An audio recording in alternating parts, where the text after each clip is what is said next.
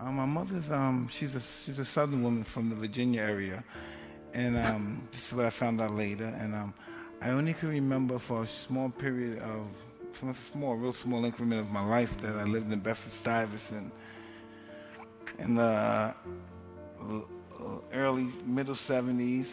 Eventually, we had to move. We were evicted. We had to leave the house. All of our furniture was um, really politely decorated the concrete outside, so we had to, me and my brother, I guess we had to sit on the furniture to wait till my mother can get a place for us to stay. And it was just after that, it was pretty much hard times, welfare. When we moved to Brownsville, which was a much more aggressive neighborhood. And it just wasn't good. It was just crime infested, drug infested neighborhood. And it was very aggressive. And my mother had knew a lot of men. Her and her friends knew a lot of men. It wouldn't be abnormal for me to come from one of my friends' houses, to come from outside a man and a woman is in one of my mother's room, or my mother's in a room with a man and a woman, and we can't go in the room, but we have to stay outside in the kitchen, perhaps, or the living room, and we can't go in the back of the room until they're finished. And that's just how our life's been. And as time went on, I've learned to while people were in the back that I would, and they fell asleep, I would go in their pockets and take their money. And that's just how it's been. That's just what it was all about. I learned how to steal at a young age.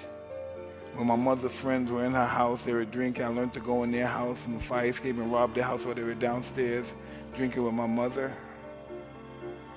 And that's just what I learned to do in my life.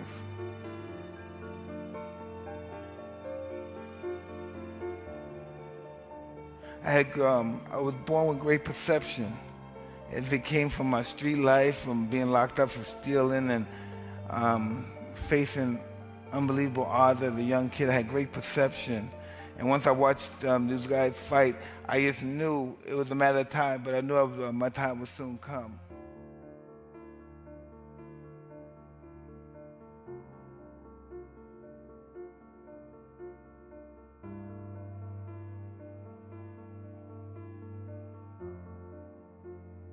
I knew I would obtain my goal before it existed. I knew that. I knew I would be champ of the world before I died. I knew I wasn't going to die before I became champ. You know, dying is just as glorious as living when you really think about it, because you couldn't have a life if you didn't have death, and you couldn't have death without life. So how could death be less glorious than life? They're both intertwined with one another.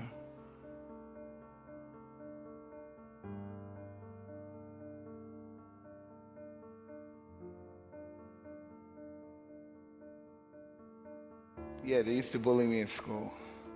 And so I never went back to school. So when my mother used to send me to school, I would just be hanging around the school, walking around the school. And if normally we have security guards, the truants officer that see me, I would take off and run, or hide in the building, abandon the building. But normally, my mother knew I wasn't going to school. Then I met some guys one day, and they pursued to ripping me off, and they realized I didn't have no money. But on lunchtime, I used to go in school and eat lunch, and then leave school again. So, especially when they had meatballs and spaghetti. So, one time these guys, they wanted to rip me off, and I didn't have no money, so they asked me, "Do you want to fly birds with me?" So I said, "What do you mean?" They said, "You want to fly with us?" And then I realized that they took me to this abandoned building, but they wanted me to get my milk. The milk, climb the fence and throw milk crates over to them. And I didn't understand why they wanted the milk crates, but I did it anyway, because I was kind of scared. And then they took me to this abandoned building. I didn't know what they were going to do to me in that building, you know. So when I went up there, I saw on the roof they had pigeons. And then after that, I never went to school again. Once I found that I had a pigeon coop, and I could be these guys' flunkies and go to the store for them. And if the birds were horrible, they were in horrible conditions, so the birds would fly for a little while, then they'd land on another roof, and then make me get up and go on that roof short and get the birds off the roof. So I would go to all these roofs that the lady birds flew on and scare the birds off, hoping that they would go back to the roof. where the guys were. And I thought that was pretty cool because I felt wanted because at least somebody wanted me to do something for them. So the next day, instead of going back around, walking around school, I went to the pigeon coop. And the guys saw me and they said, "Excuse me, young man." They said, "What the fuck are you doing?" And they started throwing bricks at me and while they were on the roof. And I said, hey, I just came around to see you guys need me to do anything for y'all today, like help with the birds or go to the store for you, that's all. But they had thought that I was coming back around to steal their birds. And I had no concept of stealing birds back then. I just wanted some place to hang out instead of walking around the streets all day and some weird guy be asking me to get in the car and suck their dick or let them suck my dick or something when I was outside just waiting for school to come out or waiting for the lunch to appear. So I would be on the roof with these guys who I didn't know, who might have killed me also, right? So they said, "Yeah, go," and then they throw down someone, "Go to the store and get some cigarettes and get a knee-high soda." After throwing bricks at me, you know, and so I go upstairs, and so the guys go like this.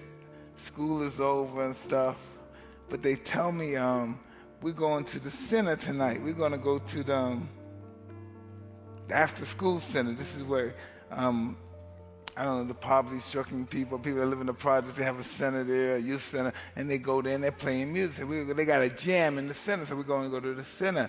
And so, oh man, I don't believe I'm saying it. So I said, "Okay, I want to go too. Can I go?" And I said, "Okay." "Yeah, sure, you can come." But I'm a young kid. I had no concept of you had to wash. So I still have the bird shit and all the stuff, the tar and stuff from being in the pigeon coop, helping them build the coop. So, you know, we have tar paper, so we have to put the tar paper in the coop. When we go back, I never went home and washed. I just had the same clothes I had on. And when I went there, the kids that was on the roof that brought me to the roof, they all had new clothes on.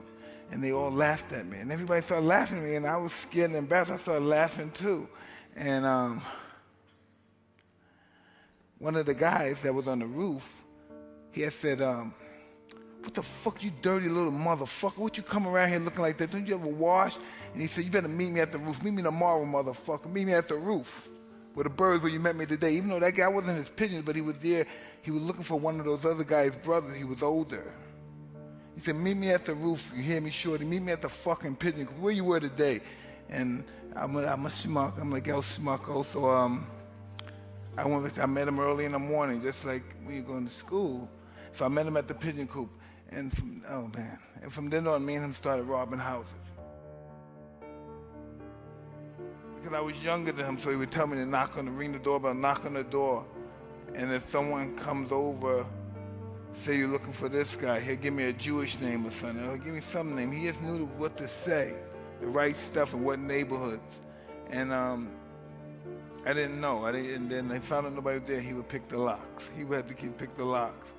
We would go in there, we would find money, guns, jewelry. It was just, wow. It was just such a rush being into my house and you see that luxury there and it's yours.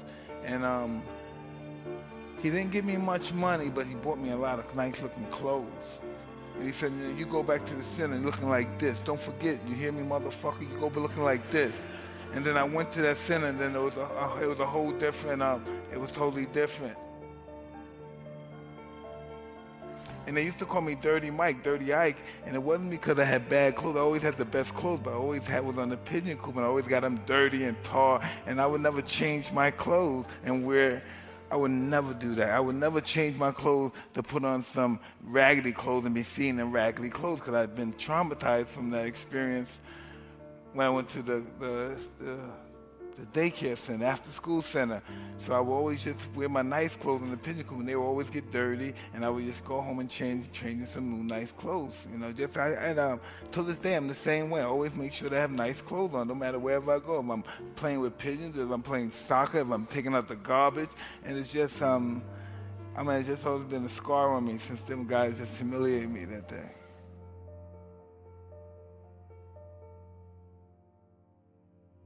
Because even though I was a street kid and I was like a tough kid, I never had an ego. I was never really jealous of anybody. I never really thought much of myself. But when I met Cuss and I started talking to Cuss, he made me believe that I was a god. He made me believe that, for instance, Cuss would say this. Now, to Cuss would say, "Now, you hear this? Cuz had a really, he had this really megalomania ego. He said, let me tell you something. All the prophets, all the gods you ever know about, if they had a son, their son couldn't beat my fighter. Know why? Because he's my fighter.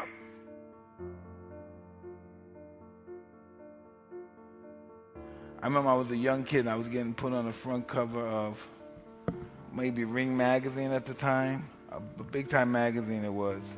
Could have been Sports Illustrated, but one of these magazines, I got put on the magazine, and there's a bunch of cameras around there, and I was feeling myself. I was smiling, laughing with the guys like I was a big shot, and then right after that, Cuss said, grab the broom and mop and sweep, clean the gym. And whoa, and that's just what I had to do. I just knew my place with him.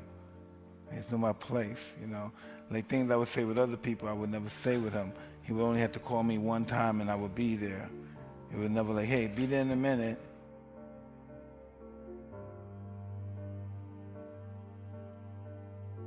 I wanted to make Cuss proud.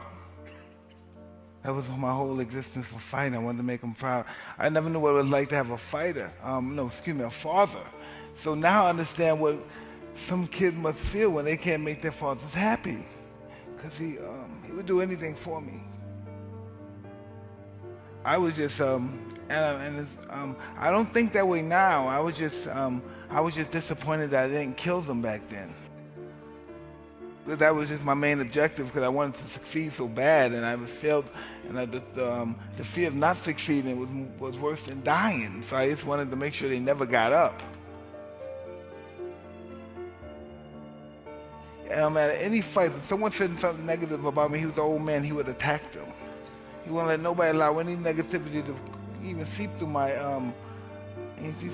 psyche. Everything was that I'm invincible, I'm a savage, I'm ferocious, I'm the smartest savage.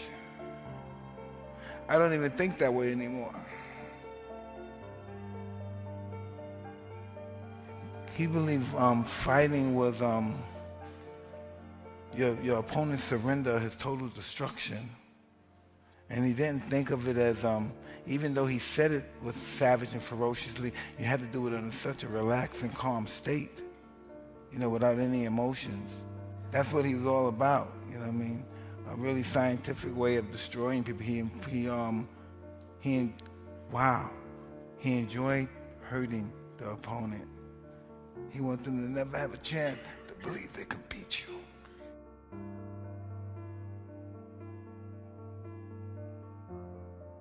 It wasn't about anything. Our whole life wasn't about making money. It wasn't about being rich. It was about, and nobody on the planet could beat us. That was everything. My whole life, he said, best fight in the world, best fight in the world. There's nobody on the planet that could beat me. I could beat anybody on the planet in a fair fight, and that's what I always believed.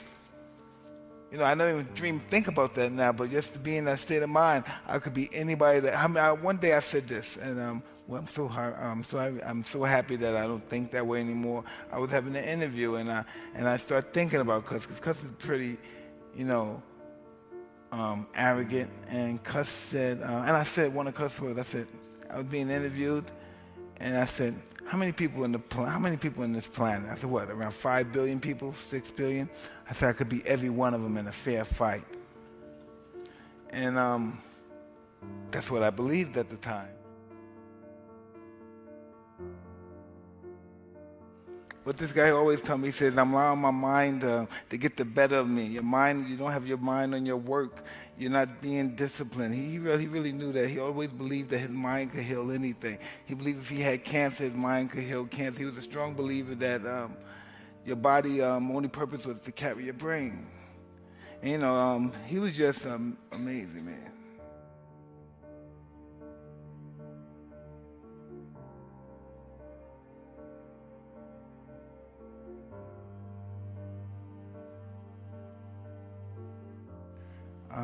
I respect a person who's willing to die for what he truly wants, even if it's love, even if it's a woman, whatever it is that he truly believes in, and that he believes that it transcends him to that level to demand.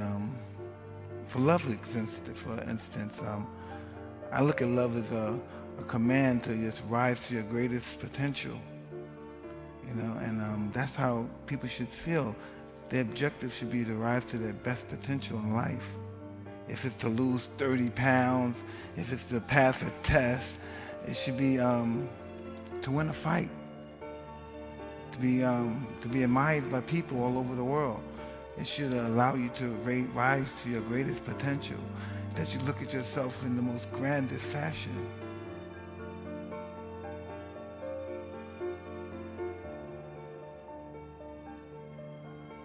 I've never, I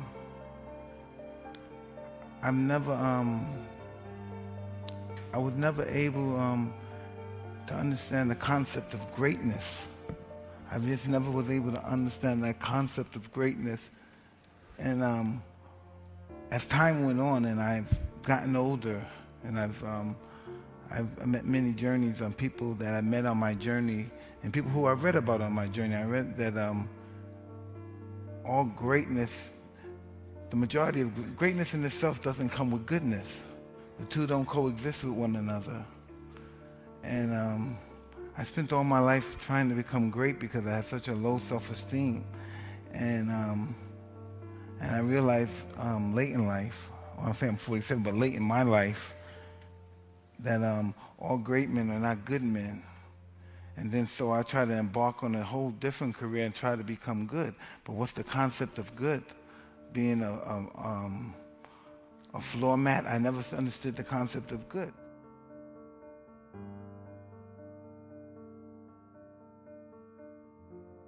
So how do we live in those two dimensions at once? You want that greatness for self-gratification, but you want goodness from a human perspective.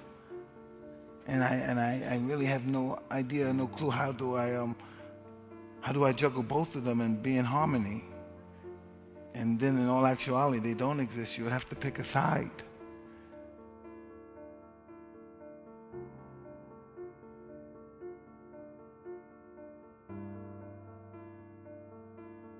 The lion and the fox. You know what I mean?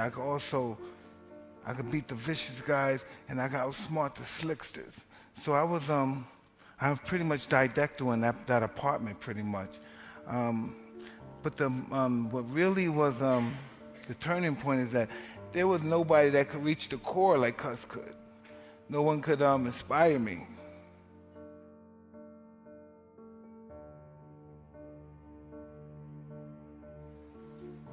I don't know. I don't think it's that amazing. The things I say, I don't think it's as profound as what many people may think is profound. I just think it's my feelings of what I felt at the particular moment. And I always had a very complex life, and I never had a good psychological opinion about myself, and that's because of my upbringing and my view on my life and my view of just my whole barometer as a person. And so I never grasped that love of that particular identity of myself.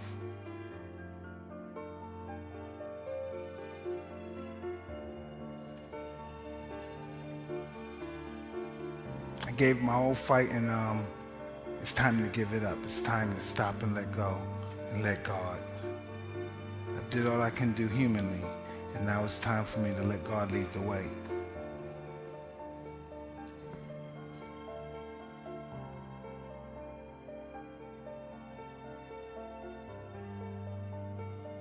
I say, well, I'm responsible now. I have to be present for my family and my children. But when I don't know what I want to do. I just know right now I want to live and experience life, and I don't know what life has in store for me, but I'm not afraid to find out.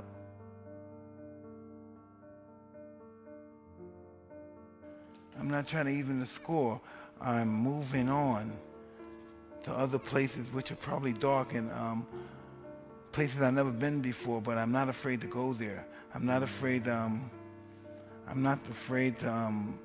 lose in life. I'm not afraid to do anything. I won't do anything. Matter of fact, I won't do anything. Matter of fact, like my show, there's nothing I would do unless I have a possibility of being humiliated. If I can't be humiliated, if I fail, I don't want to do it. Because only by doing that, I would rise to my highest potential with the fact that I might be humiliated, and I don't want that to happen. But when it does happen, then I will truly be humiliated. Because when I succeed, I truly succeed. And that's why I'm here with you.